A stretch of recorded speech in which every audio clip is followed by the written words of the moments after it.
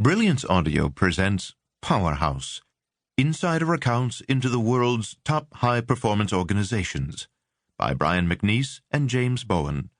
Performed by Christopher Lane. Oslo, Norway, 10 December 2006. The Norwegian capital City Hall is crammed with royalty, dignitaries, and world leaders as Mosammat Taslima Begum steps forward. She is joined on the stage by Dr. Muhammad Yunus, and, as board members of Grameen Bank, they are awarded the Nobel Peace Prize. Meanwhile, back in their native Bangladesh, millions are cheering as they huddle around television sets in their villages to watch the proceedings.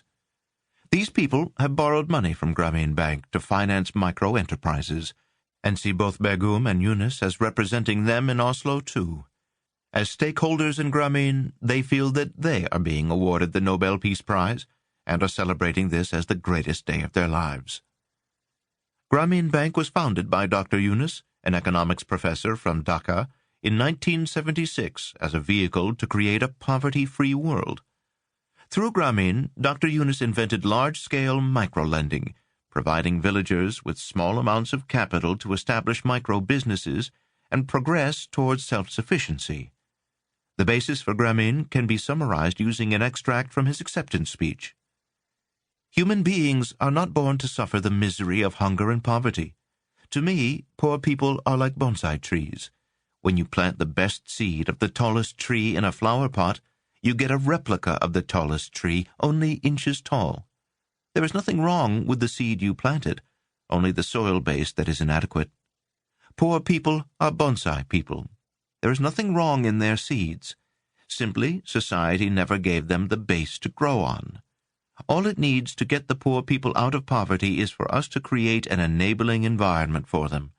Once the poor can unleash their energy and creativity, poverty will disappear very quickly.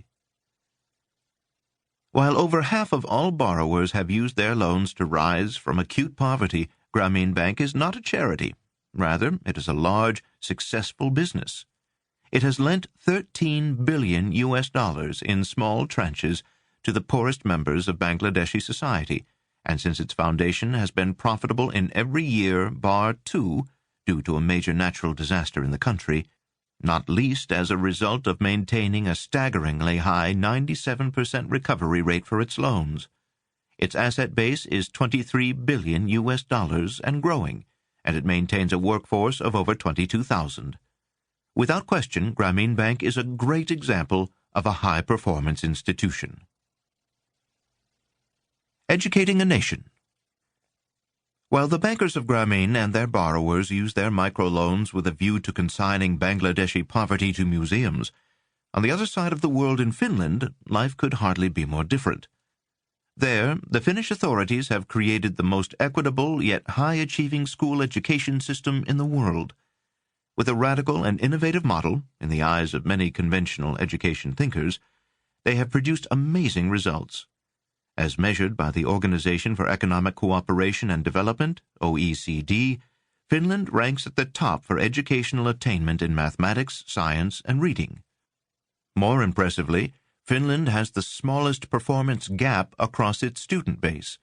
In other words, the difference in attainment between the best and worst performers in Finnish schools is smaller than anywhere else in the world. Delivery of education in the Finnish system is very different to that in other national education systems. Finnish children begin formal schooling much later than the norm, they have shorter school days, and on average get less homework. There are virtually no private fee-paying schools in the system, no state inspectors, no published league tables comparing schools against each other, and teachers have significant autonomy for how the core curriculum is taught. In essence, Finland breaks practically every received wisdom for how a national education system should be designed. However, despite, or more correctly, because of this, Finland outperforms its peers.